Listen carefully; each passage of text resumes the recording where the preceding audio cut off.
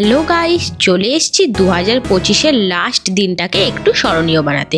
আসতে না আসতেই দেখছি এখানে নাচ শুরু হয়ে গেছে, আর আমি এসেই অমনি এদের নাচ দেখতে শুরু করলাম। আর ওদিকে পেঁয়াজ রসুন সবকিছু কাটাকাটির প্রস্তুতি চলছে, আর এরা এখানে মজা করেই যাচ্ছে। তো যাই হোক, সবার প্রথমে মেনুতে ছিল চিকেন পকোড়া, আর এখানে দেখো চিকেন পকোড়ার তৈয়ারি চলছে। তো চিকেনটাকে ভালো করে ম্যাগনেট করা হচ্ছে। আর ওদিকে একটা জিনিস দেখবে, এই দেখো সব থেকে ছোট সদস্য আমাদের এখানে, ও কিন্তু খুব মজা করেছে সেদিনকা। একদিকে তো চিকেন পকোড়া তৈরি হবে বলে সবকিছু রেডি হচ্ছে, অন্যদিকে দেখো আমাদেরকে পেঁয়াজ কাটতে বসিয়ে দিয়েছে। বললো যে বৌদি তুমি পেঁয়াজটা কাটো। আমি বললাম ঠিক আছে। এই দেখো গরম গরম তেলে ভাজা হচ্ছে চিকেন পকোড়া।